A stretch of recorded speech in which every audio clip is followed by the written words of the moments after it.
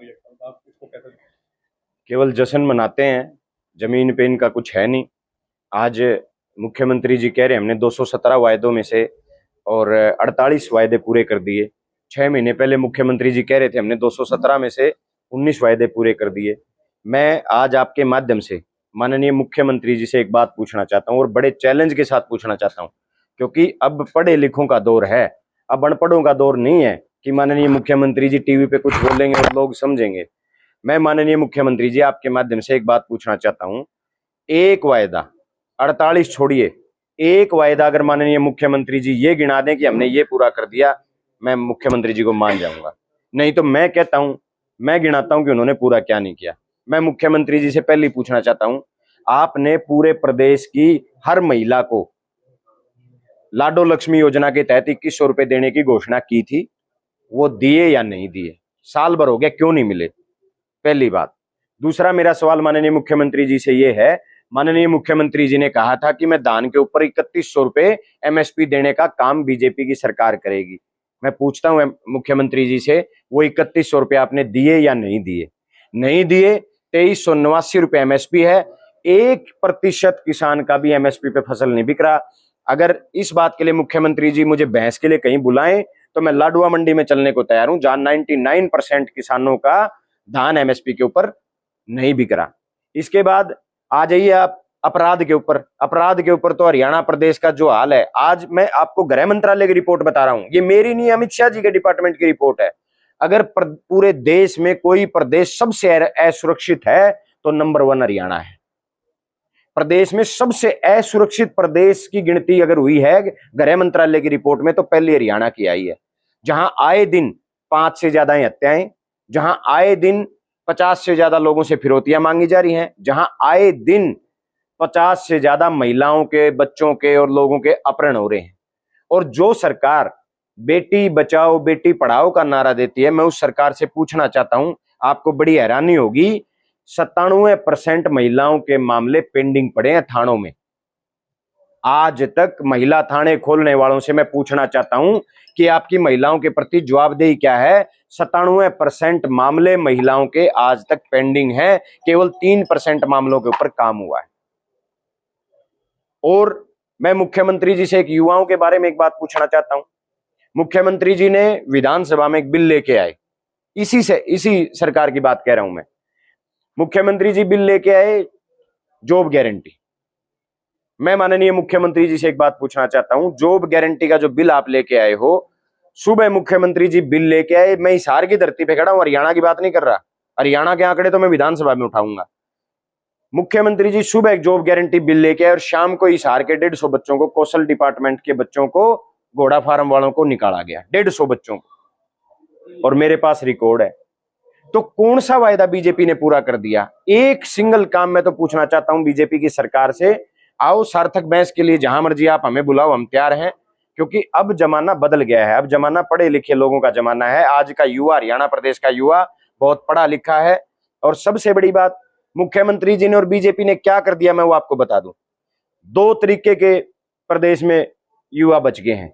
पढ़ा लिखा युवा तो पलायन करने लग गया, विदेश भाग गया, और जो जो जो युवा है जिसका जुगाड़ बाहर जाने का नहीं है, वो सीधा अपराध में चला गया। तो प्रदेश में 2 ही तरीके के युवा बच गए, या तो अपराध में जा रहे हैं या विदेश जा रहे हैं। तो मुख्यमंत्री जी की जिम्मेवारी क्या है हरियाणा के युवाओं के प्रति? ये जो घटनाक्रम हुआ है डॉक्टर और जो एडीजीपी की सुसाइड, इस पूरे मामले को किस तरीके से देखते हैं? सरकार का जो कदम थे, सरकार ने जो फैसला लेने की, उनको देखिए, 9-10 दिन से प्रदेश में बड़ा बेचैनी का माहौल था, बड़ा दुर्भाग्यपूर्ण दौर था, जहां 2 पुलिस अफसरों को सुसाइड करनी पड़ी। क्यों करनी पड़ी ये किसी ने नहीं पूछा। भारतीय जनता पार्टी एक बात कह रही है, वाई पूर्ण गलत है, संदीप लाठर गलत है, सही है, मैं उस बात पे तो नहीं जाऊंगा। मैं इस बात पे जरूर कहना चाहूंगा, वाई पूर्ण जी ने और संदीप लाठर जी ने अपनी जान क्यों ली? क्योंकि कहीं ना कहीं सिस्टम में कमी है, सरकार के सिस्टम में, या कहीं ना कहीं अफसरों तक में। जब एक दलित आईपीएस आईएएस, जो खुद आईपीएस हो, जिसकी पत्नी आईएएस हो, जिसके घर में 10 आईएएस हो, अगर उनको न्याय के लिए लाश लेकर के, डेड बॉडी लेकर के 10 दिन बैठना पड़ गया, तो आप समझ सकते हैं कि 100 साल भी किसी आम दलित को या किसी आम परिवार को न्याय नहीं मिलेगा इस सरकार में। ये बात तय हो चुकी है।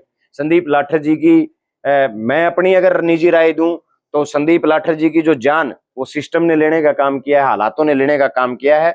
हम तो जब तक वाई पूर्ण जी की और संदीप लाठर जी की जो इनके ऊपर जो जांच है, जब तक वो जांच पूरी तरीके से न्याय संगत नहीं हो जाती, कांग्रेस इस मुद्दे पे चुप नहीं बैठेगी।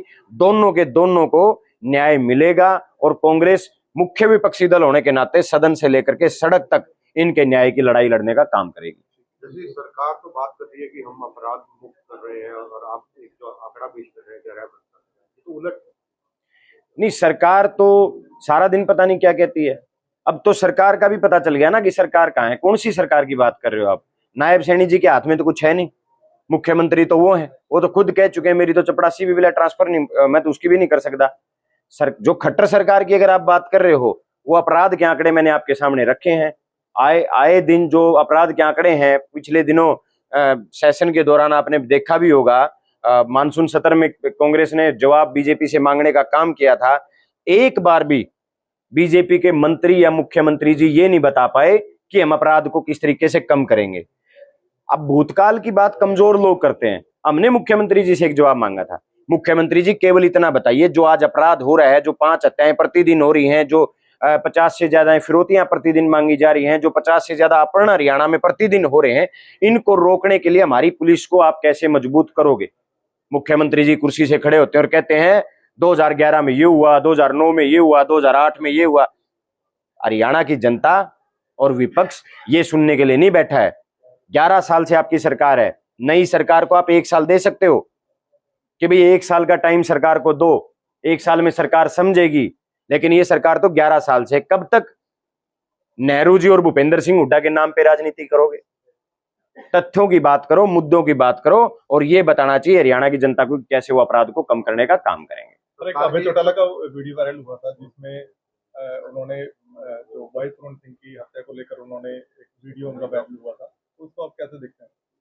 वो तो सब नहीं देख लिया, मन ने तो क्या देखना है उस पर, तो सारे ने देख लिया भाई। जिसी जो देखो, उनकी बात उनके पास है, उनकी सोच उनके पास है, जैसा उनको लगा उन्होंने बयान दिया होगा। दुर्भाग्यपूर्ण है, कोई भी आदमी अगर किसी की डेथ होती है, कोई आत्महत्या करता है या किसी की हत्या की जाती है, जिन लोगों के घर से आदमी जाता है उनके लिए बड़ा तकलीफ दे होता है। तो नेताओं को इस तरीके की बयानबाजी से तो बचना ही चाहिए कम से कम। सरकार के 1 साल है, आप विपक्ष में यहाँ 3 एमएलए हैं, आपके एरिया में कितने काम 1 साल में हुए? आपने जो उठाए क्या वो पूरे हुए? मेरे एरिया की छोड़ो, आप पूरे हरियाणा की बात कर लो। हमारा तो पूरा इलाका, हरियाणा पूरा हमारा इलाका है। आप एक काम, मैंने तो मुख्यमंत्री जी से चैलेंज करके पूछा है कि भाई एक काम मुख्यमंत्री जी गिना तो दें। आप हिसार की छोड़ दीजिए, आप लोग देख लो हिसार में जब कांग्रेस की सरकार थी, 10 साल का जो कांग्रेस शासन था, उसमें देख लीजिए सारे बाईपास, जो जितने बाईपास आप हिसार में आज देख रहे हो, सारे के सारे चौधरी भूपेंद्र सिंह हुड्डा जी की सरकार में मंजूर हुए। आज आप देख लो, जीजेयू को अपग्रेड करने की बात हो, चाहे यूनिवर्सिटियां, आज हिसार में जितना काम है वो चौधरी भूपेंद्र सिंह हुड्डा और कांग्रेस की सरकार में हुआ है। बीजेपी का कोई एक काम हिसार में गिना दो भाई। हिसार में बीजेपी ने, ये जितने यहाँ नेता हैं, यहाँ तो मंत्री भी हैं, पहले भी मंत्री थे यहाँ, कमल गुप्ता जी अब भी हैं मंत्री, यहाँ कैबिनेट मंत्री हैं। मैं तो एक सवाल पूछता हूँ भाई, एक काम हिसार में गिना दो भाई सरकार ने कराओ। हिसार में तो बारिश आई थी, पानी निकासी अब तक नहीं हो पाया, 2 महीने के लगभग हो गए। तो अपने एरिया में कितना पानी बचा है और इसमें कैसे होगा? दलाल साहब, समय ने सुधारो, हम डूब रहे हैं। हमने बेरा महीने 4 हो गए, 2 नहीं हुए हैं, 4 महीने से डूब रहा है हिसार। हाँ, मुख्यमंत्री जी एयर शो करने जरूर आते हैं हिसार, मुख्यमंत्री जी एयर शो का आनंद लेते हैं सारी सरकार के साथ बैठ करके। अरे उस एयर शो से केवल 5 किलोमीटर दूर मिर्जापुर है, आपका ये ढाड भदौड़, आपके चान्नत बाटड़ा, आपका गुराना, मसूद पर, खानपर सिंदड़, ये सब उस एयर शो से 5 किलोमीटर दूर थे। क्या मुख्यमंत्री जी गए? लोगों के घर गिर गए, लोगों की फसलें डूब गई, किसानों की हालात ऐसे हैं कि लोगों को गांव छोड़ने को मजबूर होना पड़ा, पलायन कर गए लोग अपने घरों से। गांव में पलायन कभी आपने सुना था? लेकिन इस बार हुआ। लेकिन मुख्यमंत्री जी कहते हैं हमने किसान को बड़ी राहत देने का काम किया, 5,000 रुपये देने का काम किया मौजा। अरे 5,000 रुपया में खाद का कट्टा ढंग से लेने लग जाए वो नहीं आंदा, उसका गल्ला भी दुआई चेपे तारे राज में। कृषि यंत्रों के ऊपर इतनी जीएसटी लगा दी गई है। अब हालात ये हैं किसान को बर्बाद करने में इस सरकार ने कोई कसर नहीं छोड़ी। किसान, मजदूर और छोटा व्यापारी इस सरकार में बर्बाद हो चुका है।